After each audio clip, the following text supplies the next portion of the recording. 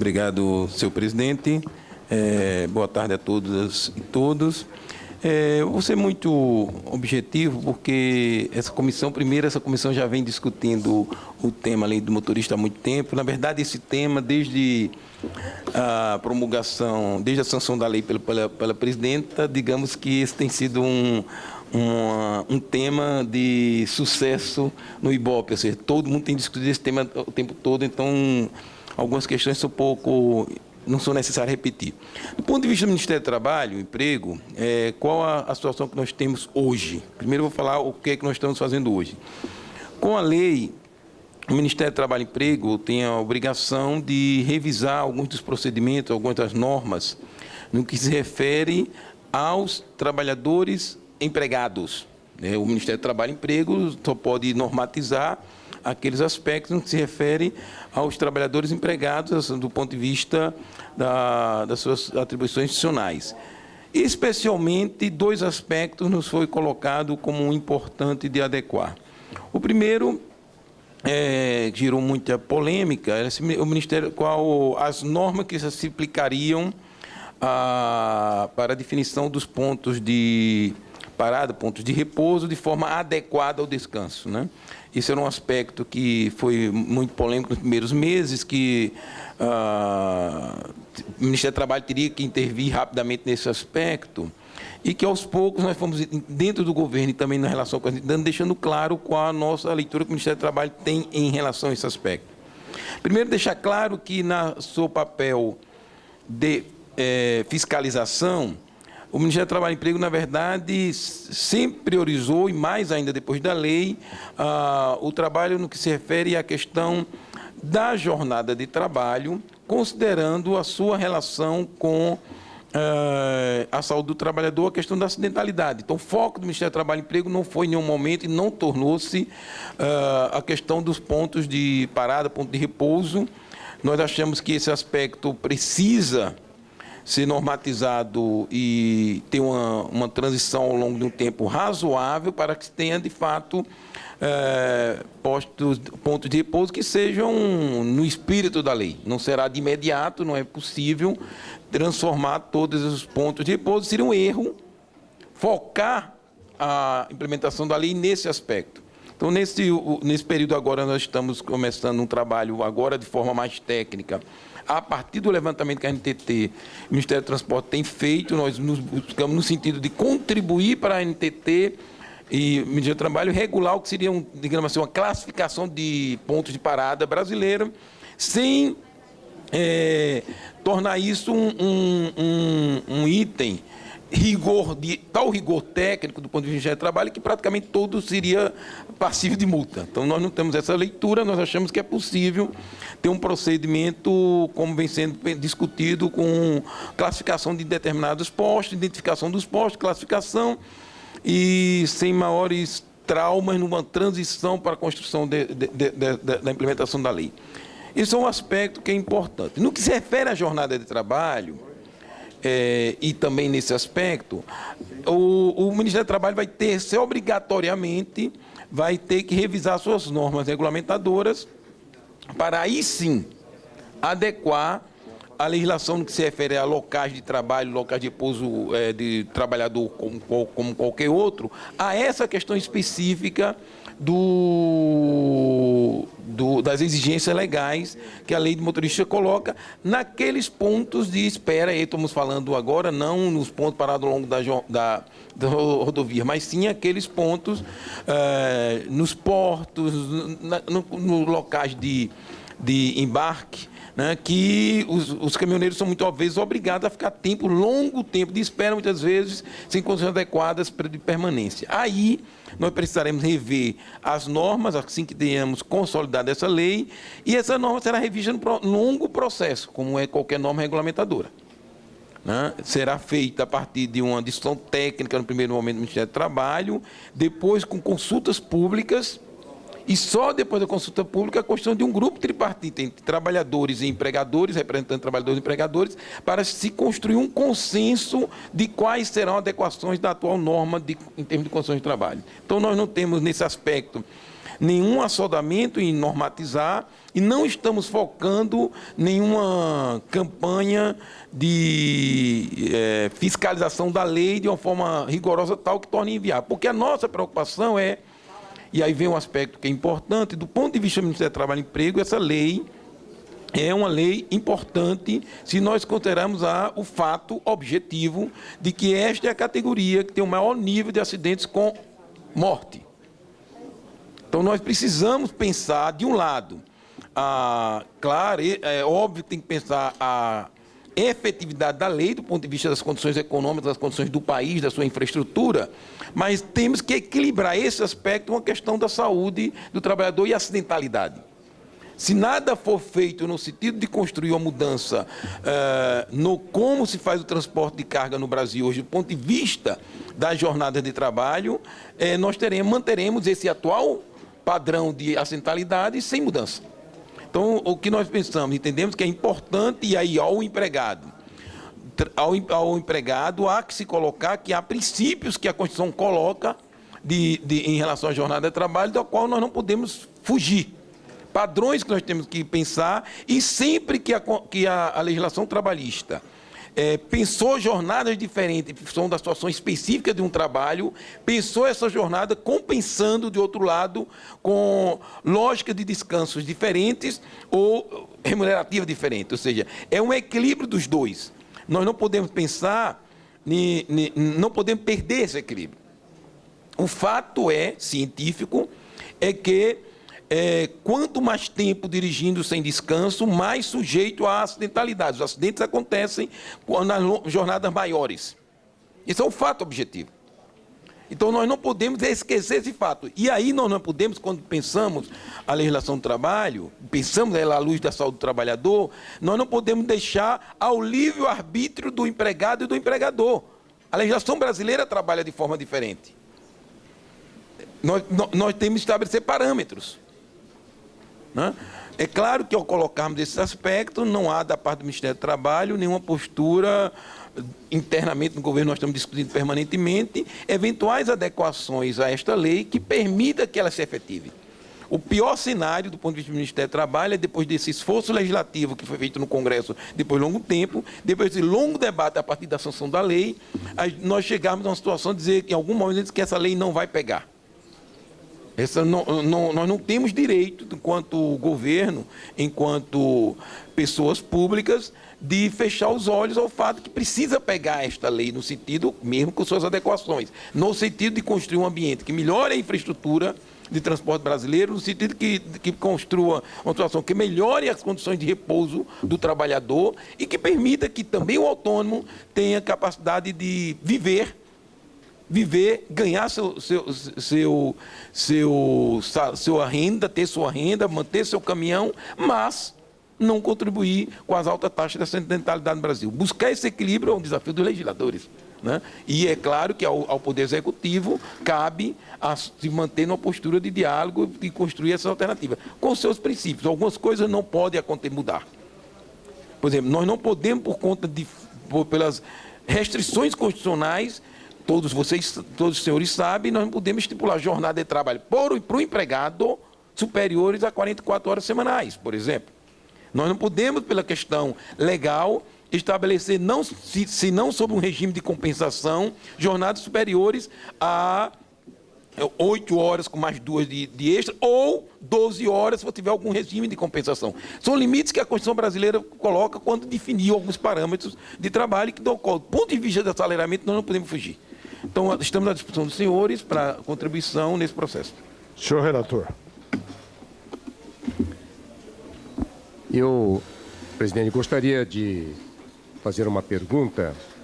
Não sei se esta minha pergunta seria um pouco capciosa ao doutor Manuel Messias, mas dentro do ponto de vista, não de governo, mas dentro do ponto de vista mais pragmático,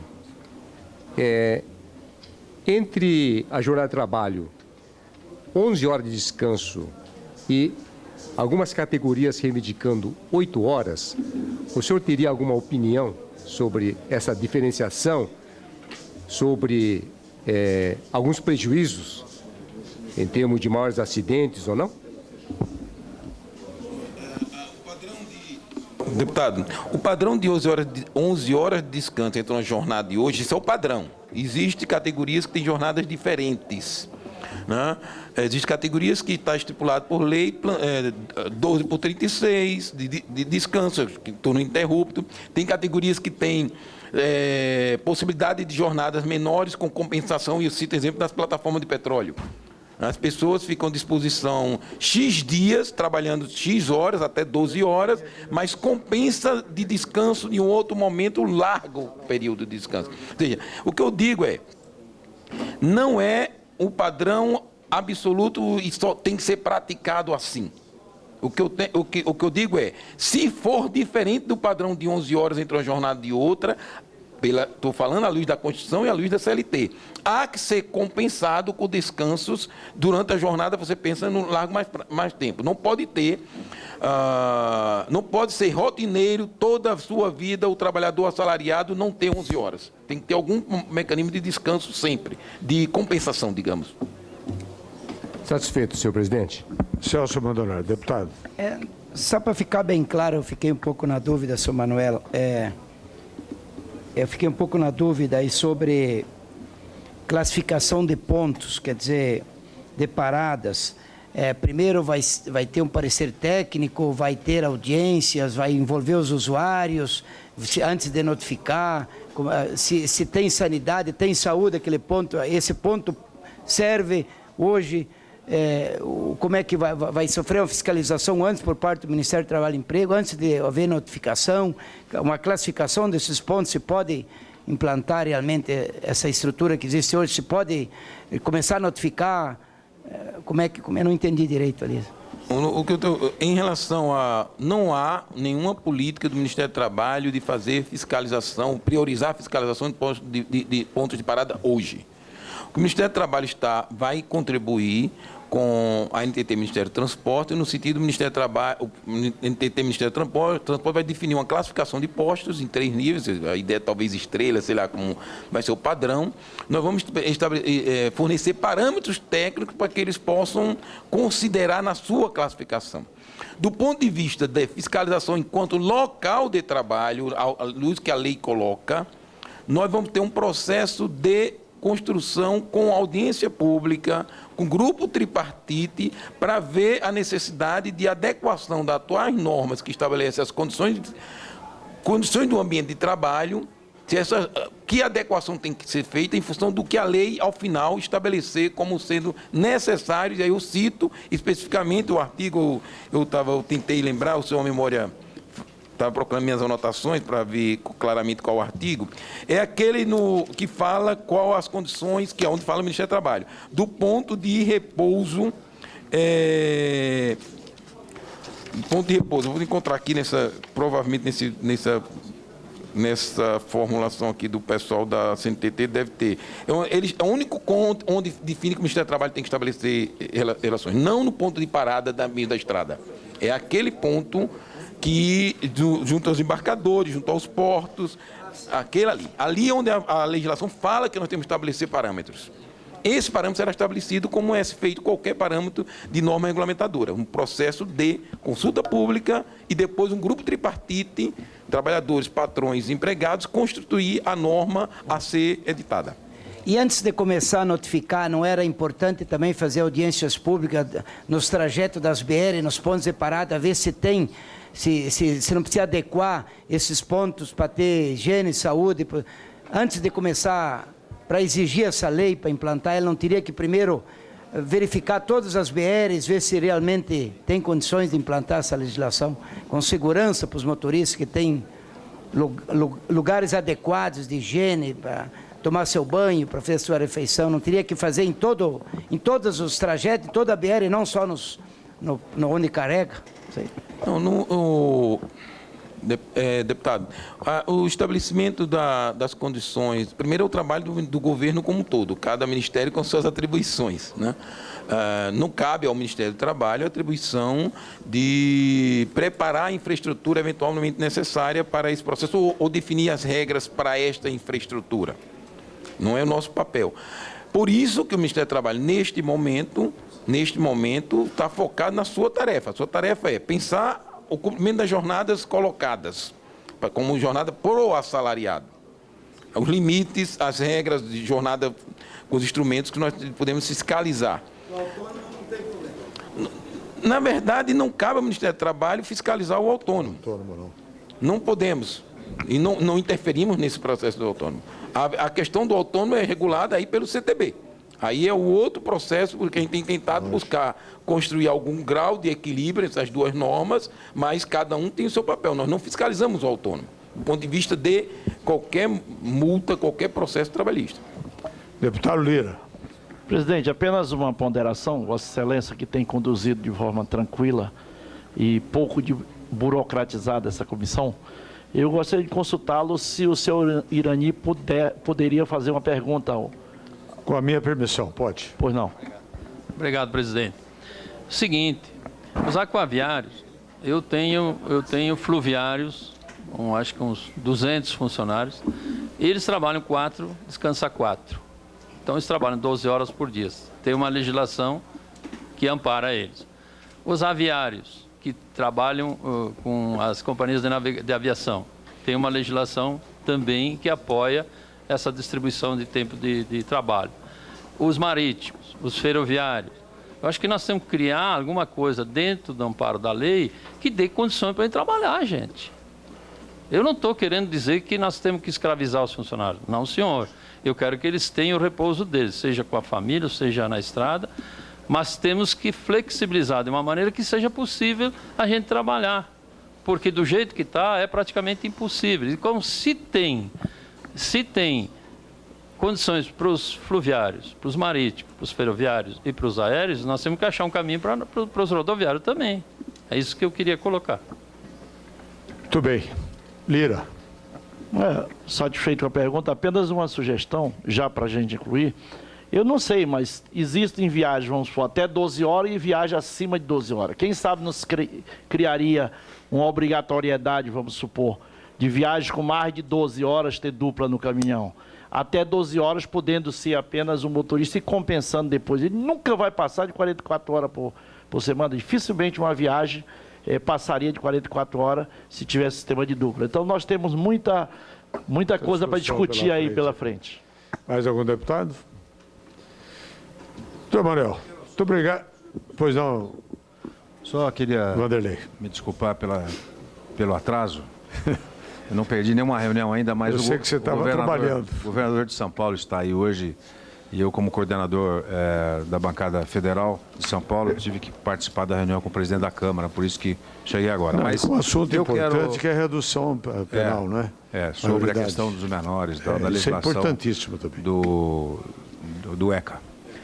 Não, eu queria só saber do senhor Manuel Messias, quer dizer, até que ponto o Ministério do Trabalho está discutindo, me desculpe se já foi colocado isso, essa questão e se há interesse do Ministério do Trabalho em efetivamente intervir nessa legislação no sentido de fazer as alterações cujas demandas estão sendo apresentadas por vários segmentos da sociedade, principalmente dessa área. Essa é a pergunta que eu gostaria de fazer e se tem algum grupo montado, se há uma ação do Ministério nessa direção.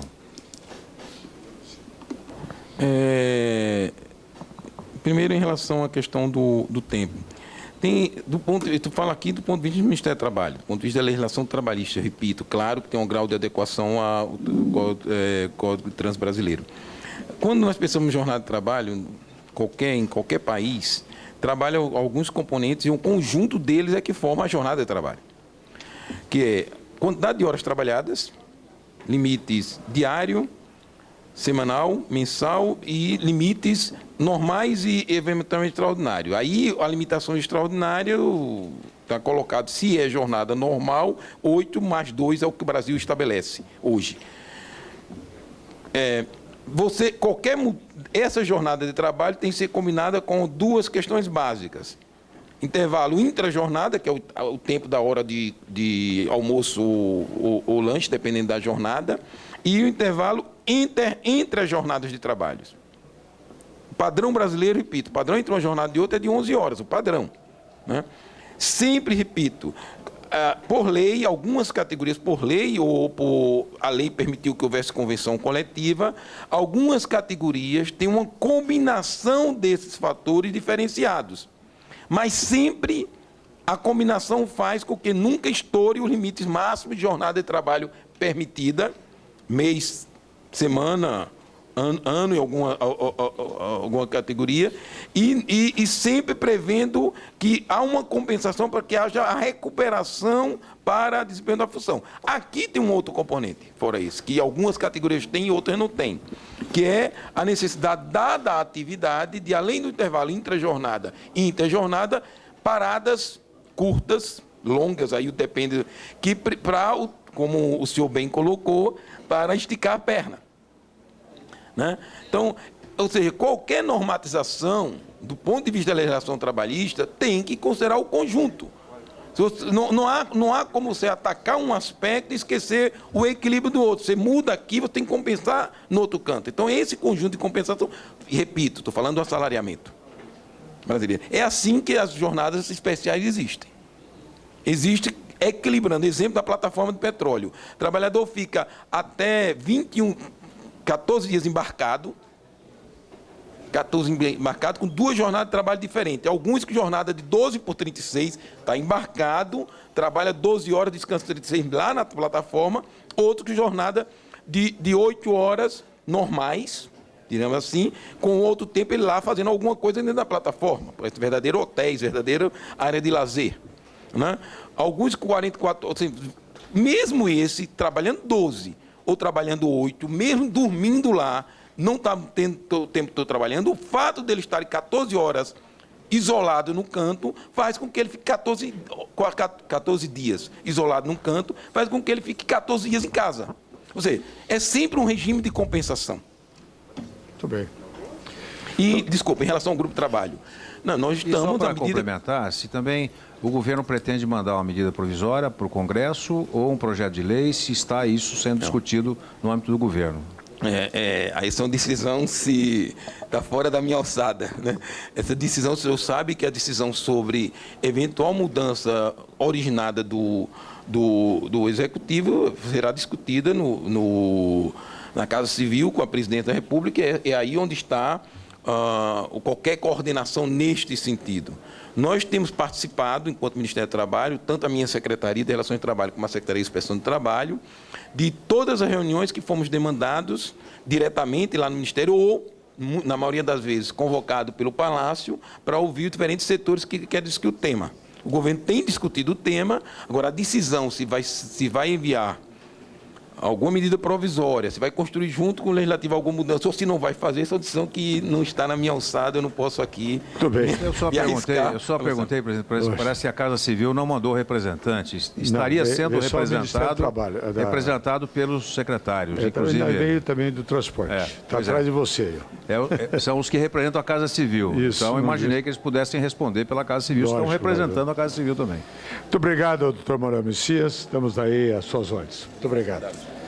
Vou pedir agora Nélio Botelho, presidente do Movimento da União Brasileira.